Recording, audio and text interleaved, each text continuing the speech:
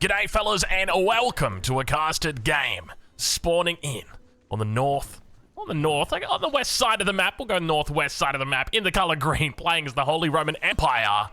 We've got really unskilled. But I'll tell you now, he's not really unskilled. He's actually Conqueror 3. He's a pretty damn good player, so I think it's just the name.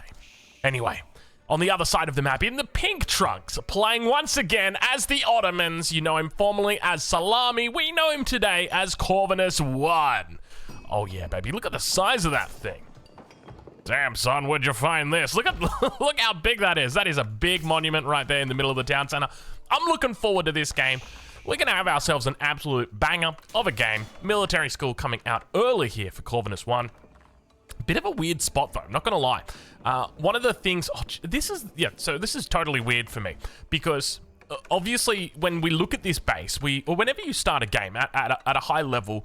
you immediately analyze your spawn and you're thinking, okay, where am I going to put this? Where am I going to put that? So straight away, the number one thing that jumps up to me is, you know, your twin minaret madrasa. You're going to offset it a couple of pixels or a couple of tiles from the town center so that you might even get it touching with these berries. That's a really good spot to have it in. But military school, normally you want it towards the front of the base where there's a nice big open space. And that's exactly what we see here for Corvinus. Yet, he doesn't do it.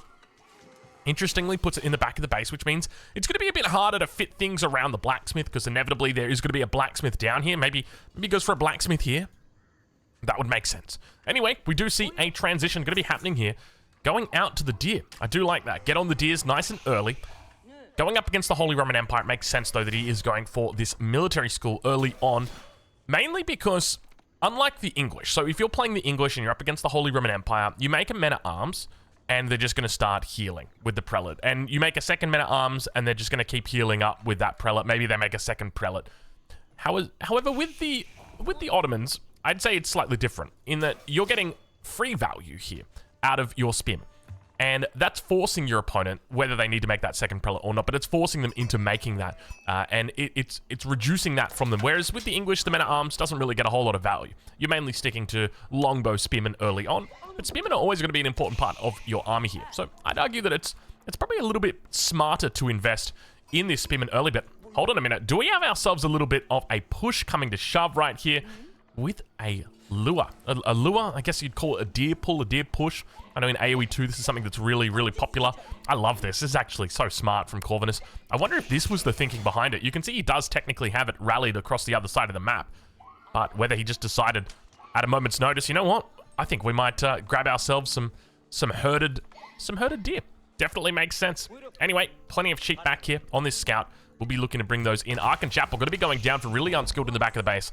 It looks like it's going to be a second TC, but have a look at this. A barrack's going to be coming out early as well. No scouting of the opponent. In fact, actually, I do take that back. Well, hold on. There is scouting of the opponent, but just not enough to know that there's a military school, because that's one of the things that you're often throwing up is, do I make a military school? Do I not make a military school? Kind of depends on the matchup, and have a look at that. A couple of villagers just really not making up their minds right there. A little bit confused. But we do see a blind barracks going to be coming down from really unskilled, and have a look at the timing on this as well. One thing to note is that we don't have any gold in the bank. So if he's looking to make an early men-at-arms just to defend against any kind of spearman harassment, he's a little bit short on gold. And I think he's realized that now, moving the villager over. The timing here was pretty awesome when it came to that barracks. But unfortunately, just not enough gold in the back pocket. But we will be seeing a second town center going to be coming up here. And what a wonderful position on Ark and Chapel. You know, we talk about positioning of landmarks all the time. The Ark and Chapel, one of the most important ones that matters for positioning. And look at this. What an absolute banger of a landmark. Throw the mill down right here. It might be a tough one. You might have to throw it down on the corner, but as long as your villagers keep walking into that AoE to drop it off, you're going to be fine. We see the first of the spearmen making their way down. Looks like the scout's going to be careful here. You can see he was killing a couple deer on the edge. Has he?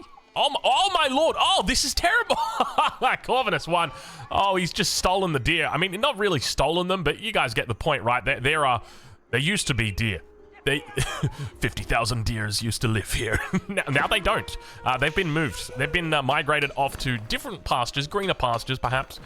And the age ups now come through on the other side of the map. 449. Not a bad little timing there for Corvinus. We'll chuck the 4 villagers onto the berry bush, and we start to see him beginning to take that stone outcropping. But I think the question on everybody's mind Are we going to see an Imperial age today? That's the big question that I want to ask, because it's important to me, right?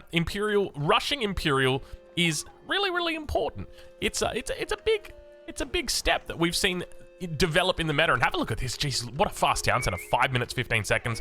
Getting thrown down here. Almost reminding me of that demo game where he just showed how quickly you can get those TCs up for the Holy Roman Empire. I don't remember it. I mean, was it Muslim against Marine Lord? I want to say Holy Roman Empire against... It might have been Holy Roman Empire against the English. I think that could be it. Anyway, it was an EGC game. Anyway, we've got a really good spot here. I'm not gonna lie, I'm loving the positioning of Really Unskilled. The way that he's built his base, he's got plenty of room for farm expansion at the back here, and I expect that he will transition into that. I'm curious what style of play he looks to adopt, but with the second TC, I would expect that it's going to be a focus more on the castle age rather than on the Imperial age. Obviously, it's always an option for you to go up to Imp, but the impact from hitting Imp is going to be a lot lower, because when you go to Imperial, the most common landmark, you're going to be doing that for the Holy Roman Empire. It's going to be with your Palace of Swabia. But the impact of the Palace of Swabia is going to be lessened, because normally you're going to have more villages than what you normally would if you're on 1 TC. So there are trade-offs for it. Anyway, we check in with the base of Corvinus, see how he's doing as he spots the enemy scout running behind the back of the base. Blacksmith coming down in that spot that we figured he would be throwing it down in. Doesn't look like there's much space here, maybe 2 tiles, but does have space to throw down the MIA. In this little pocket, and then more military schools towards the back. Now, I hope that that's what he's going to do, because if he does that, that's actually a really smart choice, and something I did call out in a previous game that he played. I mentioned the fact that you'd want those military schools in an open area, and that there was an open area towards the front of his base. However, that's the front of your base, and ideally, you'd like to keep that, well, free up. You want to keep the front of the base free of military schools, because these guys are really expensive. If we take a look how much they cost, 250 resources. That's quite a lot. They don't have a lot of health, only 2,000 health. Compare that to, say, a barracks, which is 100 resources for the Ottomans and 1,500 health. So there's a fair difference between those two. So it definitely makes sense to keep the military schools in the back of the base and keep your barracks, your stables, your archery ranges in the front. So that in the event that you get pushed by the enemy, they're going to have to come all the way to the back to kill those military schools, or they just kill the front first, which is what you'd want. But we do see a little bit of a problem in Paradise right now. But have a look at this Corvinus, very close to 600 gold, almost up to that castle age, but will be stalled out. He might have to start thinking about moving towards this gold in the back. It's a little bit safer, especially if he wants to go towards Imperial. But have a look at this. We got Imams coming out early on. Might be looking to deny a couple of relics out from Really Unskilled here. Obviously playing the Holy Roman Empire. He wants to try and look to get to that castle age, look to pick up those relics soon. But now the fact that Corvinus has gone into those Imams, I would suspect Really Unskilled looks to build even more units in the feudal age. And ideally what you want to do is you want to keep your enemy away from those relics. You want to have enough units. But speaking of keeping them away from relics, you want to keep them away from Imams as well. But Corvinus now very close to that age up. There we go. Enough resources now to do it. He's going to be moving back. And once he's got that age up through, I'm sure that Really Unskilled is going to recognize this. We do see the MIA going to get thrown down. And I actually love this positioning. The one thing that does scare me is the fact that the scout is spotting this out. It's a little bit far away from the main town center. One of the things I often talk about is keeping these guys, your landmarks, close to your TC, just because if you do get interrupted, you're going to, you're going to be safe. Your villagers are going to be very safe when they pop into the TC and then back out of the TC, whereas here it's a lot more range. And I think the fact we can see more vills are being pulled down here, I think he realized there's a little bit of urgency with the units on the front. Keep in mind, from the time that the MIA is complete, it'll take 2 minutes for that very first mangonel to come out, and that's kind of what you're fighting for or holding for. We do see the outpost coming up as well, so maybe even thinking about going for a sprinkled in placement would make a lot of sense in this position. He's going to look to garrison as well. A couple villages on the backside here. Might be thinking about going for those additional military schools, but may have to stop and just go, well, we'll just do a sprinkled in placement.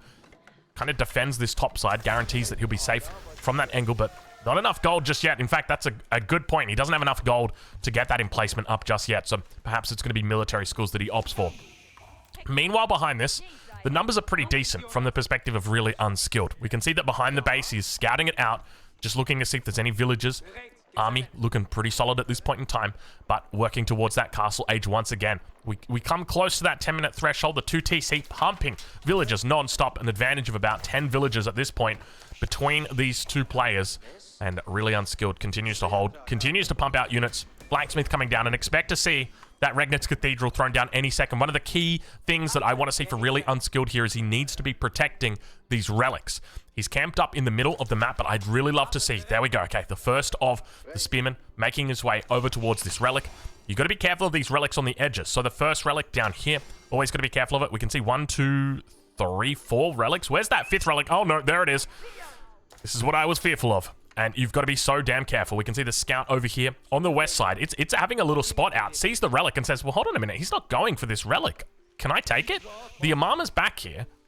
So if he wants to, he could potentially look to take that. But ideally, you want to try and deny... If you can deny 2 relics from the Holy Roman Empire, you're having a good time. If you can deny 3 relics from him, you're having a great time. 4, you're having a field day. But definitely doesn't seem like it'll be that way today, as we start to see prelates making their way out onto the map, looking to pick up these relics. 2 of them in position at the moment. 3rd one making their way out. 4th one down here. 4th relic. Still uncontested at this stage. There's the 1. Where's the 2? There's the 2. There's the 3. Doesn't look for the wall lol. Obviously the scout too fast. Will be able to run away. And we can see that the infantry has already been split in anticipation of a mangonel. So Really Unskilled. I'm going to say it right now, mate. I would change your name to Really Skilled, because that's impressive foresight to have. A lot of people will be reactive when they see the mangonel. They'll split and go, oh gosh, mangonel, got to watch out for that. Whereas Really Unskilled knows, well, hold on, you've gone for fast castle. There's going to be a mangonel on the way. Well, we got to watch out for that. So really smart move coming in. We'll check on board with Corvinus, though, see how he's doing, and we'll switch it over to the income per minute, because we are now at that 12-minute mark, or very close to it at least. First of the mangonels is out on the defense, and I love this. He's just playing that defensive style. 2nd relic has been picked up, so a little bit of a mistake, I would say, here from Really Unskilled, not challenging this relic when he definitely could have. I mean, realistically, what is this army doing? They're not doing a whole bunch when they could have very easily been denying this relic. You know, once you pick up that 1st, 2nd, and 3rd relic, then there's no excuse but to move over towards that position. That is for sure. We see these villagers on the backside here. Kind of smart from Corvinus as well. Just keeping it hidden, because obviously the front, he doesn't have complete control over this, but there's also the scouting element as well. And by getting these walls up, it guarantees the safety and integrity of this gold vein, and also keeps those scouts at bay if they were to ever come through. Speaking of scouts, we've got one up here towards the north, just chilling out for the moment. So I really like this position, and I really like this strategy from the Ottomans, and part of the reason why I think it's so damn strong. Oh my god, look at this. 4 military schools and the Mehmet Imperial Armory already up, all ready to go. Imperial Age coming through. He's only making 3 units. Look at this. Not a barracks, not a stable, not a archery range in sight. Everything that you see right now is free. The only thing he's made so far are villages, and I just love this. I adore this so much. The single villager here on stone, just in case, or just inevitably when we hit Imperial, we're going to need to add in that 5th military school. But I think the highlight for me is the fact that this is all in the back of the base, and you're playing such a linear game towards that Imperial Age, that all of these units that you've made so far are just free, including the mangonel. And this is what can hold this, right? Like, your enemy doesn't have access to siege anything. So I think it's a really smart investment from Corvinus to go with the blacksmith in the back of the base. It just makes total sense. So huge shout out to him for that. Does have the age up now, going to come through. Istanbul Observatory at the 13-minute mark. There's your fast Imperial. How is that for you? And I feel like that's just the perfect way to play it, right? You wouldn't want to do it any other way. If you go for the military schools later rather than earlier, it means you've got less units to defend yourself, less units to be aggressive on the map if you want to. Maybe you want to make some Sipahi. Obviously, he hasn't gone for that here. I mean, there's a couple here, but they're mainly just for defense. 2nd mangonel is out. You know, these are expensive units that are being made here that are just coming through for free. And you're kind of crazy if you want to push into something like this. Good luck ever pushing into this. There are so many pathways that can just simply be blocked by spears, by the men-at-arms. The imams are able to heal up. You're able to pull villagers to repair the mangonels. Like, the threat here is massive. You would be crazy to push into that. And I think that just kind of gives the free Imperial Age for Corvinus right now. And it just changes the way that these games play, because the Ottomans force you to say, okay, well, I can't really stop your Imperial age. Like, okay, let's think about it. I try and stop the castle. Well, hold on, here we go right now. We've got Really Unskilled looking to try and push through. There's a lot of units coming out from his opponent. Single Springled at the moment as well. We're going to enter into the cinematic mode as those mangoes fire off towards the front line. Springled going to be looking to find it. Keep in mind their villagers are here. They will get pulled. The repair comes through. Springled not going to be able to find the shots, and the mangoes getting big shots on that back line. Spears and men-at-arms looking to try and hold that front line, and you can just see right now, it is an absolute massacre. We've gone for plenty of units in the castle age from Really Unskilled, but you've got to question whether that was the skillful response or whether we should have just gone up to Imperial ourselves and try and match it. You know, a Culverin here would have been all the difference, because the Culverin can actually one-shot these mangonels, and you don't really have the option to repair them. I think until you get Siege Works, but I'm pretty sure even with Siege Works, I don't know. I'd have to double check that. Siege Works, for anyone wondering, is this increase of health by 20%. And the way that the devs have made these, the health and the damage of all the units are very specific, so that there might be these small little details where it's like, okay, you know, like the Culverin is affected by chemistry because it is a gunpowder unit. So once it gets that extra little bit of damage, then it's able to kill a mangonel in one shot if that mangonel has got Siege Works. You know, like there's all these little things, but we do see that second Springled coming in. That'll be able to do it here. Janissaries also coming out. Hold on, how many Janissaries do we have on the field at the moment? 4. He could look to go for Janissary Company, actually. We'll head once again into that cinematic mode as the push begins to come through. You can see how far back the mangonels are at the moment. They're going to be so damn careful. Double Springled looking to try and find their way through. And now the men-at-arms with the Janissaries on the back line, looking to try and hold their best, but the Springleds might have a secondary target. Looks like one of the mangonels will go down. You know that he's waiting for that Great Bombard. More Janissaries coming out for free. The Wallalow, he's looking to try and go for the double. It gets sniped out. He says, see you later, mate. And underneath the town center, the second one will go down as well. It's not looking good right now for Corvinus. He's struggling as the army gets absolutely annihilated. Second mangonel will go down as well. Barely gets a single shot off. And now it looks like that first Imperial has been completely annihilated in the blink of an eye by this 2TC strategy from Really Unskilled. It has been an absolute pleasure watching Corvinus try his best, but unfortunately, I mean, there's not too much he can do at this point. It looks like we've got a couple more units coming in from the north side, but this is one of the things that I talk about that you've always got to be very careful against with the Ottomans, is that you can't camp an Ottoman player. I don't know what's going on here with these bars. Does he not have enough? Hold on, we got to get the UI back in. I need to find out what's happening here. Oh, it was just a UI bug, never mind. You can't camp an Ottoman player because even if you kill all their villagers, even if you idle them 100%, they're still making units for free. And once the Great Bombard comes out, have a look how quickly it is going to turn the tide of the battle here. You got melee units? Sure. I got villagers. Speaking of villagers, unfortunately, they're going to go down. Bombard comes out. He says, hey, how you doing? Both of the Springles taken out in the blink of an eye. Bombard manages to come in and save the day. The hero that the Ottomans needed turns the tide of the battle so quickly, looks to unfold and says, how you doing? Don't mind me. 5 more units going down. The hero of the day right now is this single Bombard. He's getting just chased out of here. He needs villagers. Where are the villagers right now for Corvinus? He's got 35 of them. The Wallalow looking to try and defend. He says, hey, you can have the Bombard if you want, but I'm going to have to take some of those spearmen from me. There you go. One of them. That'll do.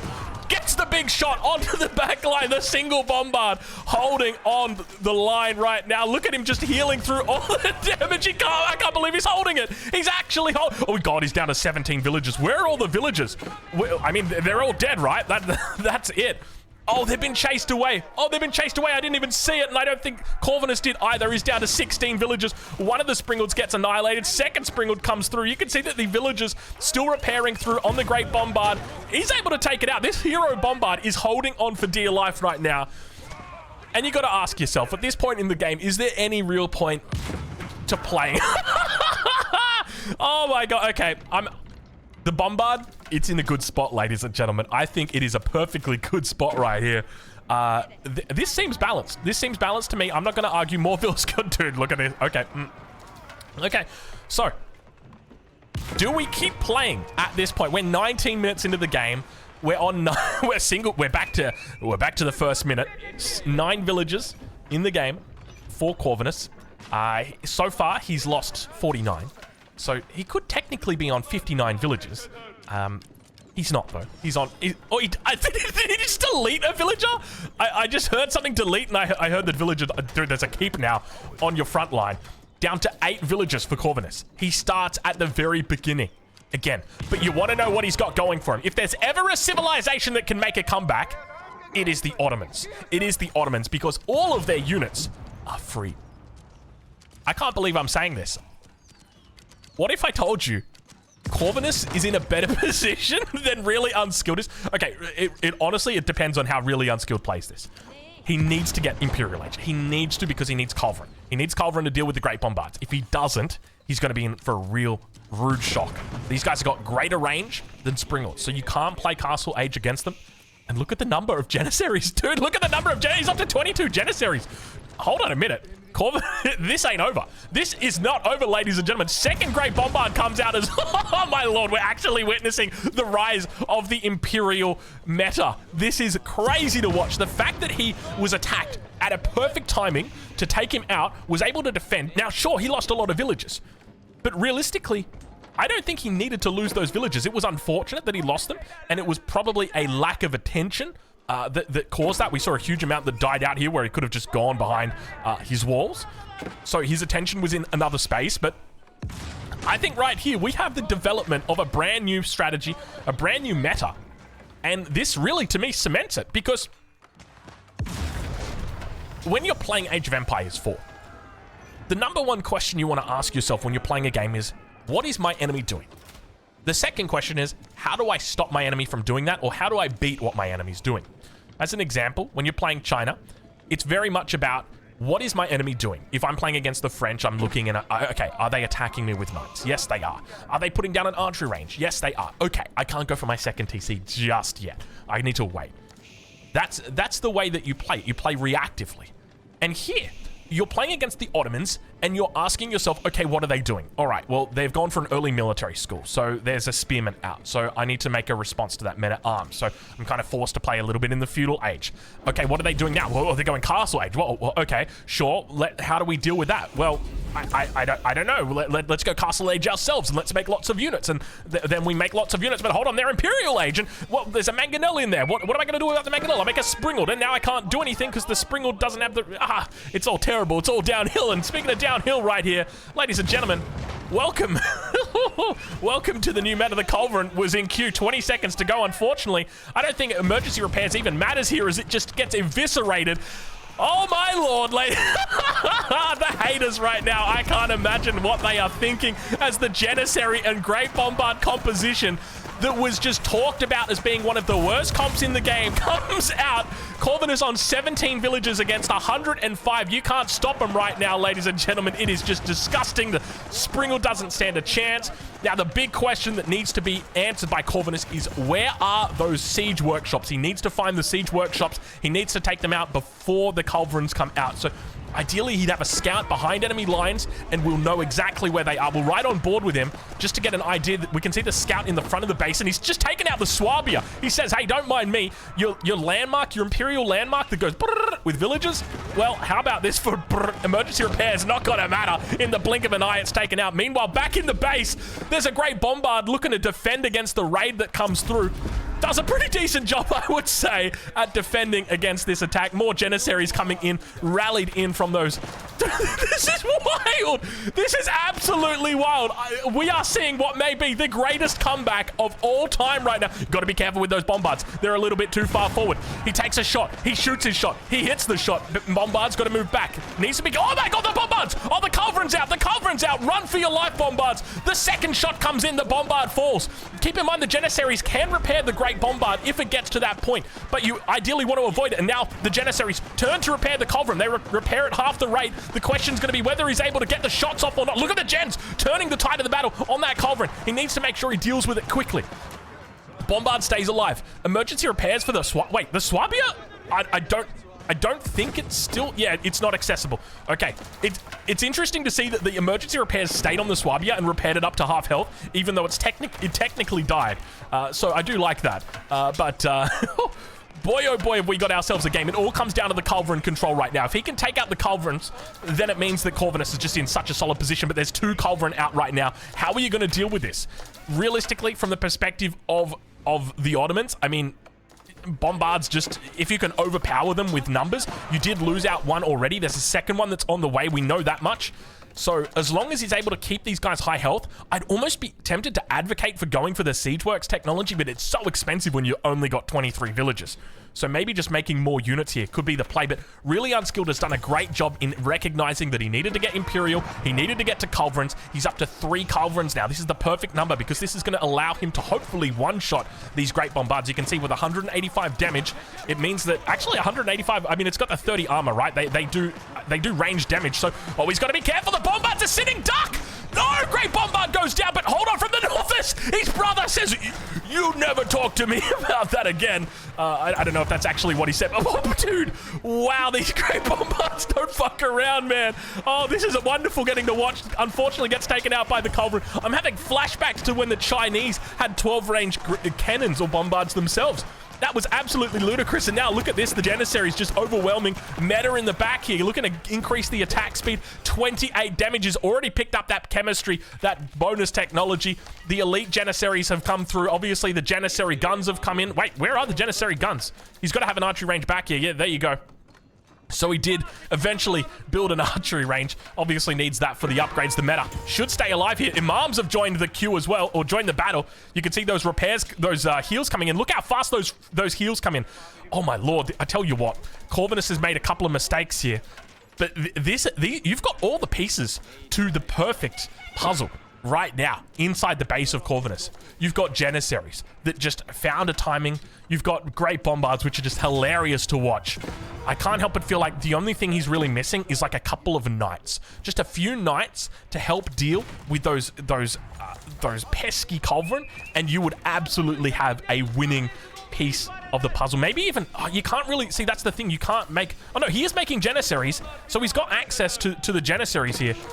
So he could, I mean, you could potentially look to go into Knights or Lancers early, even just like 4 or 5 Lancers to take out those Culverin would be amazing. Could you imagine how much difference that would make? Because, yeah, you've got Spears, and sure, there's Men-at-Arms to defend, and the Men-at-Arms get extra bonus damage against the heavy units. But all you want to do is just run in, snipe the Culverin, and keep on moving. And if with that early push, if he just had, say, even 3 or 4 Knights, it just changes the dynamic of everything. Oh my lord. Okay, I can tell you right now, this is a strategy.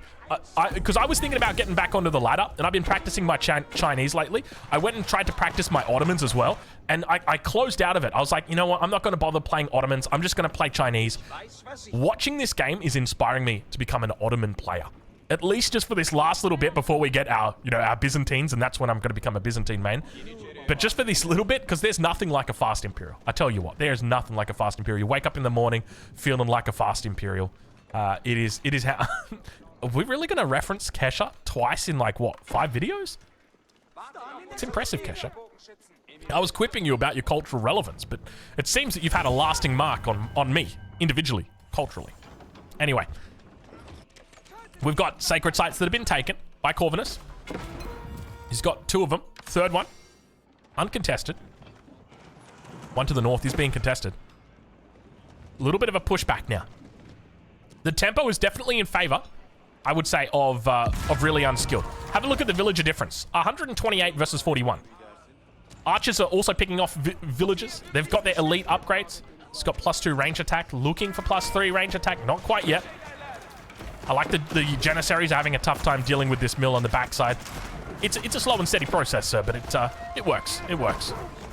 Why was there even a mill here? I guess because the villagers created this little wall segment. I didn't even really pay attention when this wall segment came down. I think because everything was just dying. There was a lot going on. But speaking of a lot going on, Janissaries gonna look to try and clean up a couple of units here and just gonna have an easy job of it as well. I mean, this is a terrible fight for Really Unskilled. Not a smart decision. Unless he's attacking in other places, he is. But realistically, you're not really doing that much. Stone walls coming up on that edge. Completely annihilated on that eastern front. Towards the central location, though, the Culverin do sit idly by. And he's just looking to try and find villagers. Second TC coming up from Corvinus as well. Hoping to bring him back into the game. Springald actually going to get caught. I'm assuming he's going into roller... Yeah, he's got roller shutter triggers already. So we'll be looking to deal with the enemy Culverin just through roller shutter triggers. Does make sense. Your other option obviously is cavalry, but playing with cavalry, it's always difficult, right? Especially if your enemy's got good numbers. And we can see with 10 spears and 12 men-at-arms, it's probably enough just to block any kind of cavalry threat at this point. I think earlier on there was definitely an opportunity for it, but now moving into a more Janissary-centric focus is definitely the right call. But we start to see in the center, never mind. I thought he was neutralizing the sacred sites. He's not interested in it. You can have him, you can keep him. But we do start to see a little bit of solidification around the edges here. So beginning to stonewall in, making sure that the enemy doesn't have access to these edges.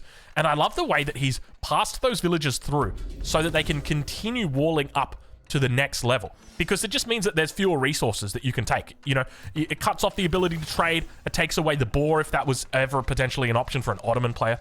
Hint. It wasn't. But it does mean that you lose out on these trees as well, which is, it's always nice, and especially in the late game when resources become so scarce. I mean, realistically, you've got a little bit of resources here towards the front.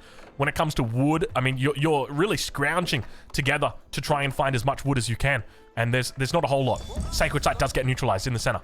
Culverin beginning to push forward. Bombard's got to be careful. Really unskilled. Oh, you can see he survives with just an inch of health. Springald's going to look to turn the tide. Oh, look at the micro coming out from really unskilled, taking out multiple culves there. But we do see the Springalds, unfortunately, returning fire. I don't think any amount. So these guys are doing 185 damage against Siege. So 145 total on these guys. Even if they've got... There we go. Siege Works coming in. I don't think the Siege Works is going to change that matchup too much. Bombard gets the shot off on the front line. Janissary's just teeing off. You can see right now the Great Bombard. It's like a ranged mangonel, or like a mangonel. Oh my god, I love it. I just love it. I love it to pieces. You can see the culverin on the back. It looks like it might be getting focused down by the Great Bombard. Indeed it is. Good night, sweet prince. And the hold once again coming through from Corvinus. 31 minutes into this game. He takes down the army of really unskilled. But I think the most important thing right now is just needing to add more Springalds. He needs to add in, ideally you want to go up to like 4 or 5 Springalds. I think would be perfect here. Look at the Janissary numbers. 45 Janissaries here. He retakes this gold and says, finally, we've got gold, baby. Just a cool 14 villages to the front line. More upgrades going to be coming through here. We can see that a total of 420 health for the Great Bombard. Extra nice. So you're going to need, I think it's 3 Culverin to one-shot those bad boys. So they're doing 185 damage against the Great Bombard with 420 health, but it's got that 40 ranged armor. So it means that you're only doing 145 damage apiece. So what are we talking right there? 145 times 3. That's close. That's a 3-shot, right? I think that's a 3-shot. I think it's just getting there over a 3-shot. Does he have chemistry? Let's double check. Doesn't have the chemistry just yet. In fact, it's in queue.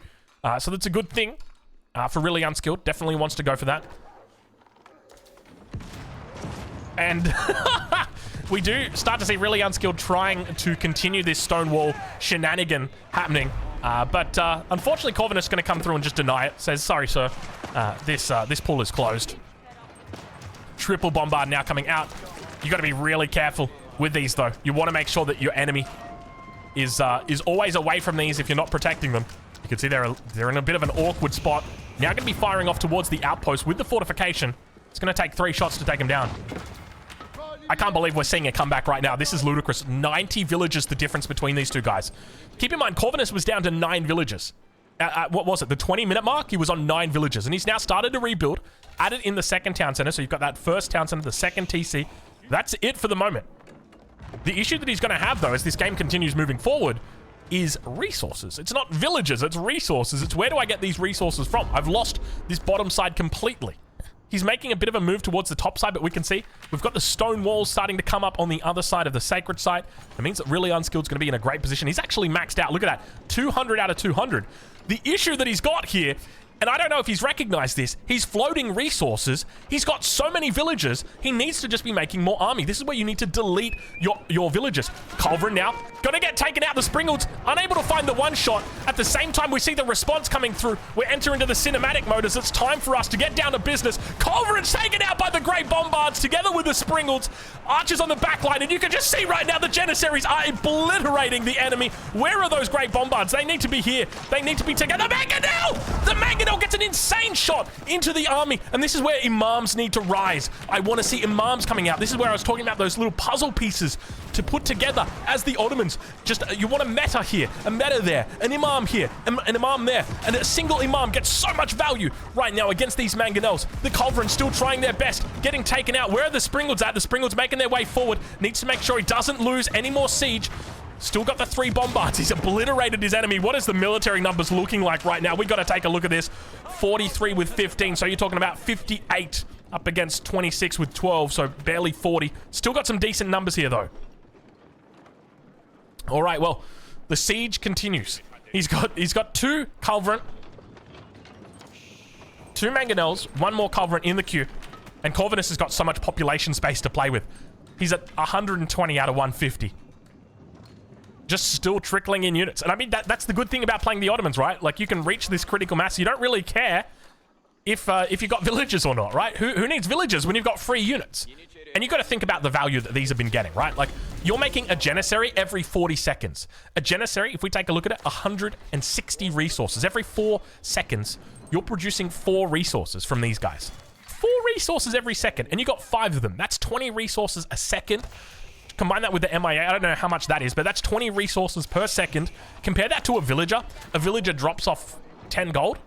What is it, like every 15 seconds? So they're making 1.5, so it's hold on. If a villager drops off 1 gold every, or 10 gold every 15 seconds, I think that's the number. No, it can't, yeah, that's the number, because it's 40 per minute. So if it's 40 per minute, that means every second they're making 0.66 gold. So the military school is equivalent to like 6 villages. Is that right? I think that's right. So you're talking about 30 villages right here, just pumping out units non-stop. I think that's it. I'm not 100% sure. That's math on the fly. You guys know math has never been my strong suit. I'm not particularly good at it. I can recall a couple numbers. That's about it. Anyway. So the question is, where does really unskilled go from here? And the answer is definitely deleting villages. So, ladies and gentlemen, if you're playing this game and you're in the position of really unskilled, the most important thing to do right now is say, okay, I'm stacking up a lot of resources. I've got 5,000 gold. I've got 17,000 food. I could convert that into knights. I could convert that into men-at-arms. I could convert that into crossbows. I just need to have something out on the field right now. And he's deleting units? Did he delete Landsknecht? What is this? I think it's spears. I'm not 100% sure what he's deleted. He's deleted something, but they are the wrong units. You got 147 villagers right now, my friend. I would just be taking like all of my, like half of these food villas, just you guys, bam, gone. And just delete them. Just get rid of them. And turn that bad boy, because look what's happening. Look, oh my god, look what's happening. Oh my god. Look at this. 72 military on the field right now. He's got imams. He's got the metas. He's got 65 elite janissaries right now. 4 great bombards. Oh my god. Oh my god, it's gonna happen. Oh, the Ottoman haters right now. I tell you what, the janissary haters. Where are they now? Where are you now, janissary haters?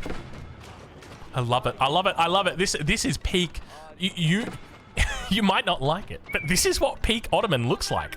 This is the one true calling. I can't believe we get to see it in a comeback game. By the way, just remember, this was a civilization that had 9 villages at its, not at its low. I mean, it started out with 6 villages, but it came back down to 9 villages.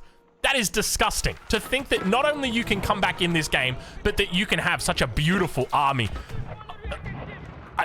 This is amazing. 38 minutes through this game. We are about to witness the greatest comeback of all time. 45 siege population. He's got more siege than his enemy's got military units. Look at this. 41 military units. Only the 12 siege. Oh, up to 24. Hold on. Really unskilled. Started deleting villages. He heard my call. He heard the call. He's up to 5 culverin. Great. Good stuff. This is what he wants to be doing. Springles versus culverin. We're entering into the cinematic mode. We don't care about the numbers. We just care about the action, baby. Show me what you got. Springles looking to try and fight up against those culverins, looking to try and take them out. We see a single culverin remaining on the back line. Mangonel getting taken out as well. And in the blink of an eye, it goes down. very, very quickly now. Really unskilled on the defensive. Emergency repairs coming through on that keep. Not going to be able to find it for too long as the Great Bombards shred through everything. We've got a Sacred Site victory that's apparently coming. Even though I've got all my UI off, it gives us that lovely little flag, so we know the Mangonels, double Mangonels. You got to be careful right now. A huge shot takes out about 15 Mangonels. Double Culverin coming up the rear as well. He's trying to bring the Bombards back. At the same time, villagers moving forward to the front. The Mangonels, another big shot comes in. Where are the Imams? Imams need to be healing. Janissaries moving forward. He's wiped out the entire army of really unskilled, and it looks like Corvinus may be marching to victory right now. Culverins continue to build on the backside. He's up to 3 of them. Men-at-Arms marching in towards that front, trying their best to hold against the Janissary mass. Bombards need to come up the rear. He needs to start taking out all of this production. You can see he's got so much of it that he needs to focus down Janissary numbers. He's got to be careful of a Mangonel. A single Mangonel right here could spoil the end of this. Corvinus needs to be careful. In the blink of an eye, it could all go down. The siege is the main factor here, and you can see the Culverins just getting annihilated by all of those Janissaries, trying their hardest. 4 of these bad boys still on the back line. One of them goes down, but another one comes in to replace it. He just takes the gold. The Janissaries, where are the Janissaries? Oh, he's throwing. He's actually throwing. The Bombards aren't firing right now. He's moved forward without the Bombards, and it just means that the archers on the back line are teeing them off. He's losing all of that mass. Everything that he once worked for is now going down. He's got to be so careful here. The numbers are really starting to fall. Look at the production coming out all of a sudden. Oh my God, is he losing right now? Is Corvinus actually losing this? No way, no way, no. Where are the haters? Get out of my comments. I don't want to see you guys right now. What is going, dude, how? Was it just, he was too greedy. He was too confident. He was too cocky. He just pushed into the enemy base without the Bombards. And it meant that his Janissary mass is obliterated. He's on 15 Janissaries, only 10 are at the front line.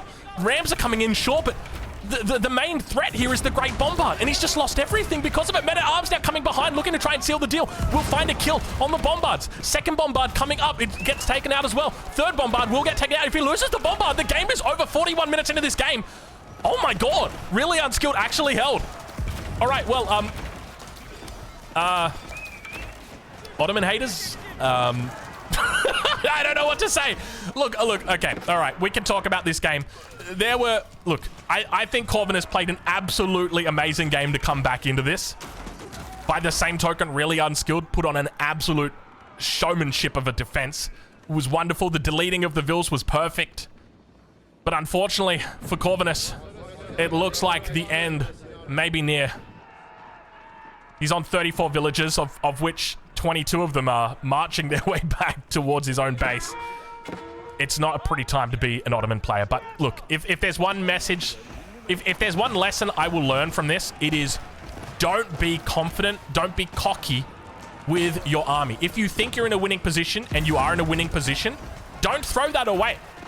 Make sure you keep everything together. The one thing that was missing in that final push was the hand-holding of the Janissaries together with the Bombards. Had they been together, had those Bombards been able to fire upon all of the elite archers at the back, it means that that mass never builds. It means that those Janissaries don't die, and good game does get called. Ladies and gentlemen, an absolute insane comeback being squashed before the final second could come. Fellas, if you've enjoyed this game, make sure you check out Corvinus. I'll leave a link in the description of where you can watch him live, and make sure you go and pre-order The Sultan's Ascend. It is happening. I'll catch you guys in the next one.